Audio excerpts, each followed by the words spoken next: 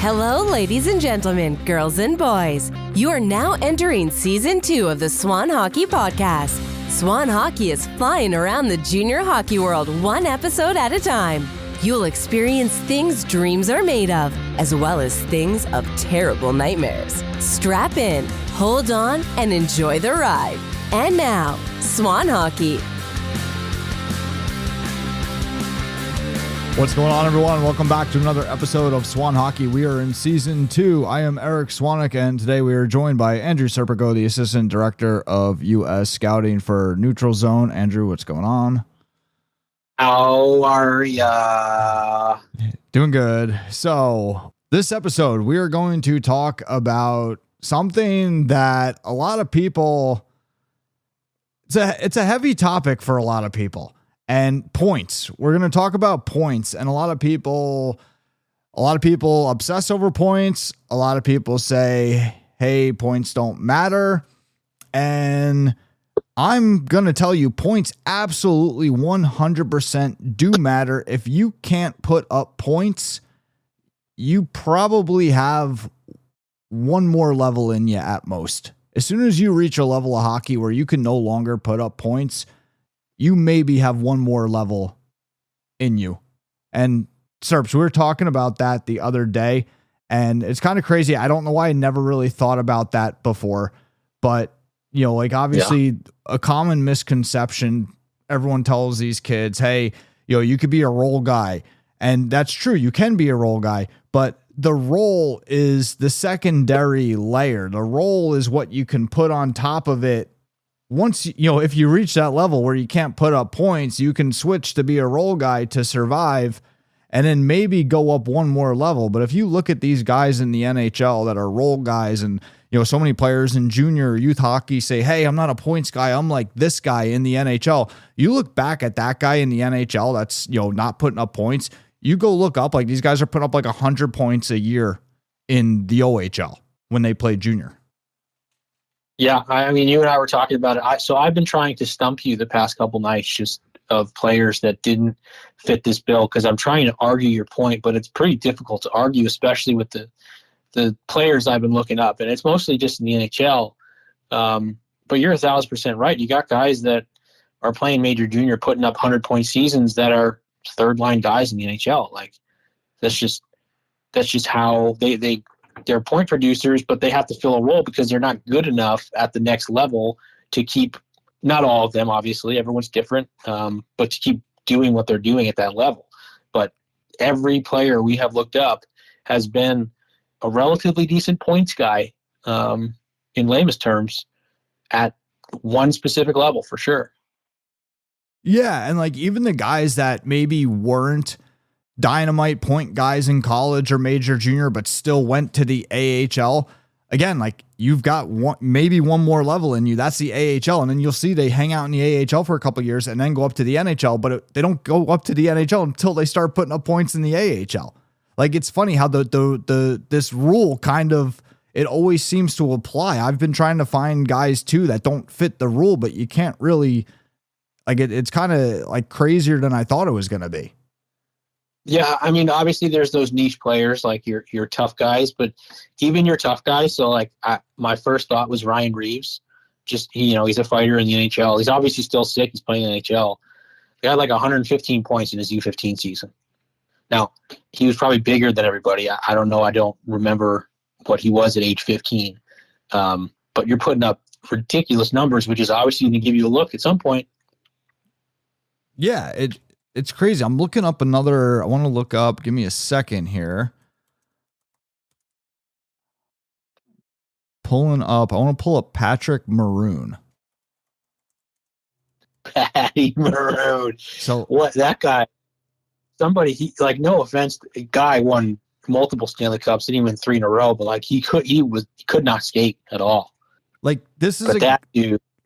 Yeah, like this is a guy that people would say was like a lower end, like, you know, points guy, you know, which, you know, he was in the NHL, at least at the end of his career. I mean, but like you look back, I mean, Patrick Maroon had 90 points his last year in the OHL.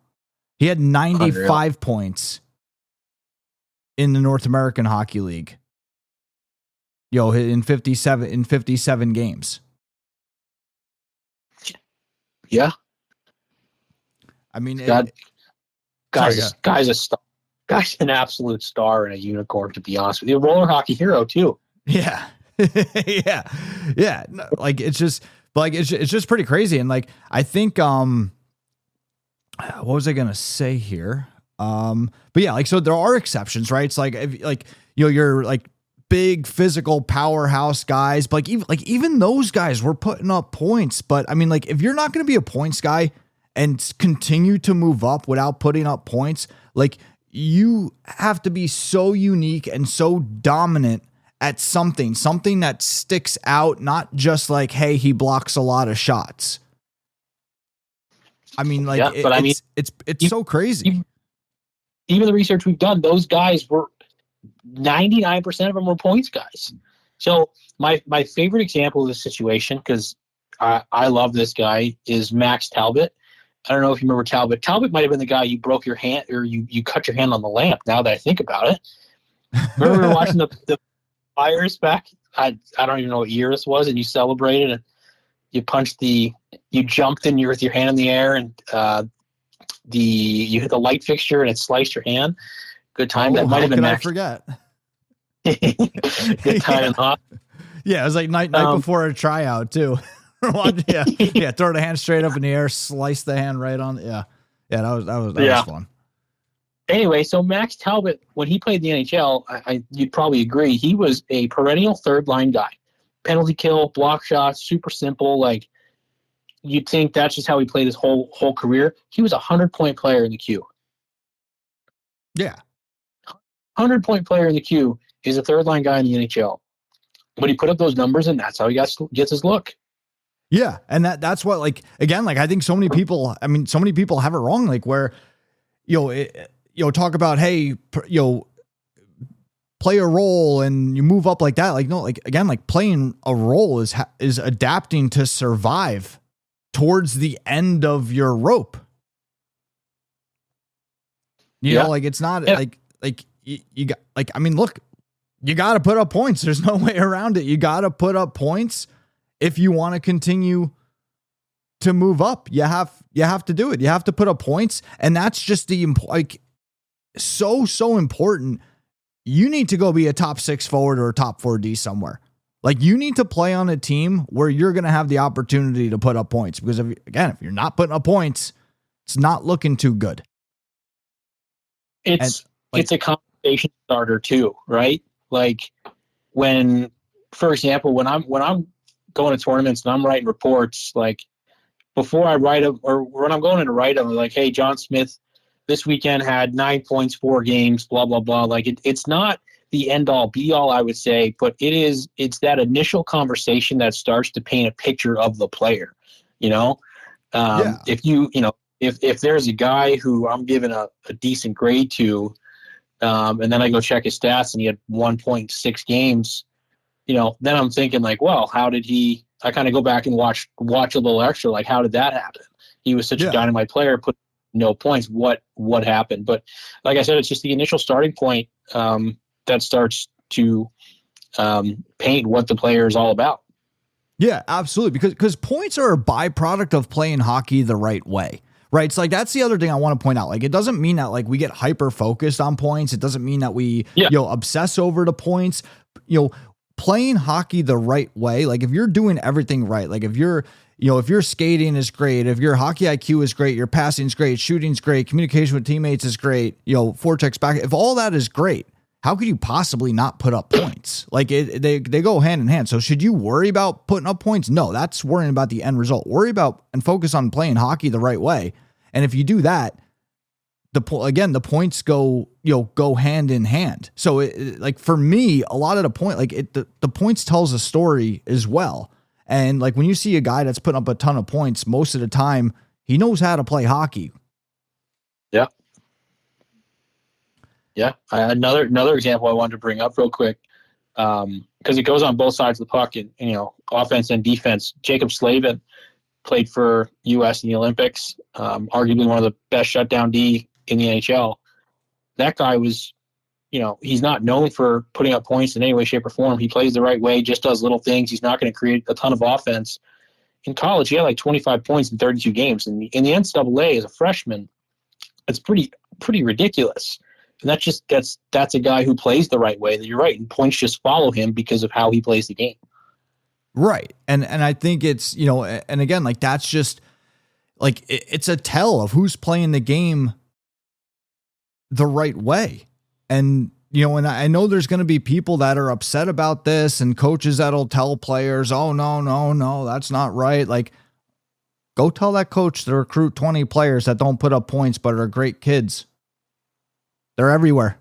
You can find them. Don't take the point getters and coach. Like, they all do it. They all look at elite prospects is the first thing they do when someone tells a coach about a player. Yep. And, like even to your point, right? Like I just had a coach the other day tell me the same thing. He's like, I brought a kid in, like knew nothing about him, didn't want to know, wanted the first impression to be on the ice. And he's like, went well. I liked him a lot. So we got off the ice and he's like, I looked him up and saw that he had like 8 points all season. He's like, so I started talking to him. All right, why is that? Like, so, the coach liked them. The coach liked them until he looked at the points, and then he got concerned, and then it opened up a deeper conversation. And yep. It's the kid's going to get a lower end opportunity with that team through the camp process coming up in the summer. Not talking about tenders or drafts. Like, he's going to get a lower end opportunity, but the coach liked him until he pulled up the points, because again, the points tell the points tell a story. And no lie. What do you say? Numbers don't lie. No, I mean, and look, like sometimes they could be a little deceiving at certain levels, but they're not. Again, more times than not, you can get a pretty good idea by reading the stats. And again, like that whole like one more level for me, that's it. And again, that's also been proven in the stats, because we've looked at a lot of guys that have again that fit that rule of hey, you could maybe move up one more level. As soon as you reach your level that you're not putting up points, you maybe got one more level in you. Because like, think about it. Like, everybody listening at home, do you really think there's any guy in the USHL that if you drop him down to tier 3, he's not going to be great? He's probably going to light it up. Like, do you think there's one guy in the NHL that if you put him in the ECHL, he's not going to be great? Right? Like, think about, so like, let's talk about that, like at the highest level. If you have a guy in the ECHL that's like a role guy and plays a very good role, yeah, maybe he'll go up to the American Hockey League. He's not going to go up to the NHL. Like, you really think the NHL wants a guy that can't even put up points in the ECHL? Like, no chance. Yeah. No, it's definitely, I mean, it's possible, but the chances are unbelievably slim. Yeah, absolutely. I shouldn't say no chance. That's something I actually yell at you for. About other things that don't matter. Now, something that matters, I say no chance. Yeah. But yeah, no, it's possible, but the chances are very, very slim. Yeah. I mean, it's, it's like that's just such, like, again, like, can't stress enough. Like, you got to just play hockey the right way. And you gotta play somewhere where you're going to be top 6, top 4. You're going to get opportunity to be on the power play. It's so important for the young guys that are, looking at different youth teams, looking at junior teams. You have to play. You can't put up points from the bench. You need the opportunity to play. The third and fourth line, you got guys there that are trying to figure it out, trying to work their way up. But, the third and fourth line, a lot of times, is guys that are chasing titles and just had to do it. And guys that, like I said, they're kind of at the end of their road, and they're willing to play a role to stick and to adjust. And I have an example I kind of wanted to bring up for this. If you look, pay attention to the NTDP 40-man camp this year. They're bringing arguably the top 40 players to run a 4-day camp, and there's some misses there and definitely some hits. But if you look at everyone who goes there, every single one of those guys are arguably the top players on their team. They're not third line players. They're barely, like, except for, you got your kids on Caesars that are playing on the second or third line, but that's an anomaly of a team. But they're all the top they're all top scorers. Like every single one of those guys puts up big numbers. Now, why are they going if they're, why are they getting invited to camp if they're not putting up big numbers? Yeah. Right. Exactly. Because at the end of the day, like you win by scoring more goals than the other team. Yeah. I mean, and also we talked about this too. Look at the Olympics. Look at Team USA Olympics. Every single one of those guys are first, second line guys on their team. Like Vinny Trocheck is a first line guy for the Rangers. And that guy's literally just getting out there to take face-offs, kill penalties. He did a phenomenal job. How you doing? USA gold medal. But like that guy, he puts up points, but he can fill a role also. Right. Yeah. He has the ability to fill, right? Because like the only level higher than the NHL is the Olympics, right? So that's where, it's a perfect example. You see these top end NHL players, they're going, they make that team by willing and being able to play a role. Yeah. So, I mean, it's just very, it's just very, I mean, it's just very interesting. And again, it's not the full abstract of the player. We're not saying that, but we are saying that they are important and they begin to paint that picture and start the conversation, which is important. Yeah, absolutely. That first impression is huge. Yeah. Well, how many times have you heard a coach or a scout or somebody say like, oh, that kid put up 95 points. I don't care what league you're in. 95 points is 95 points. Yeah, exactly. Right. Like you put up enough of them, people like they make it a point of saying like, hey, that's good enough. Like we don't need to know anything else. Yeah. And again, there's anomalies and differences. The guys put up ridiculous numbers, and look at Sidney Crosby's line mate who had like 180 points in junior and then could barely crack the ECHL and was probably a toll booth operator the next year. But he wanted to play in the American League, didn't he? No, I think you're right, but I don't think very long. No, but he got his opportunity, right? Somebody sure did. Somebody saw it and was like, "Yep, here you go." Right? He got his opportunity. Yep. Yeah, it opens up doors. Yeah.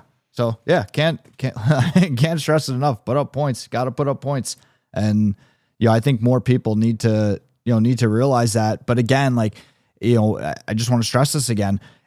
A lot of it's going to come by playing at the appropriate level. You need to play at a level where you are going to be an impact player and get top 6 minutes. You want to play at the highest level you can where you're going to have success and get a regular shift. You don't want to play at a level where you're holding on for dear life, trying to just make it by.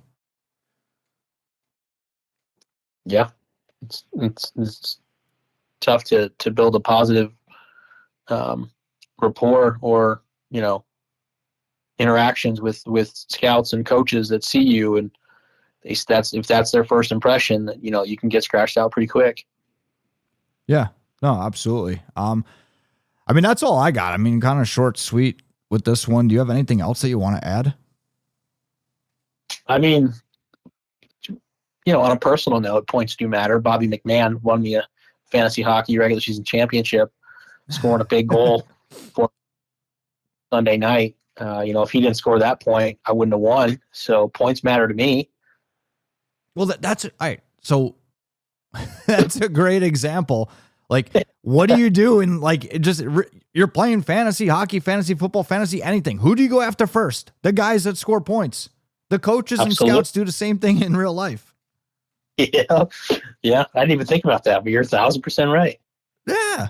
It's, it's literally the same thing. It's kind of comical. It is. But yeah, guys, let us know what you think. Join the Discord. The conversation always continues in the Discord. And April 7th, 7 p.m. Eastern, we have the junior hockey session going on in the Discord. The topic is making a junior hockey team, navigating the summer process.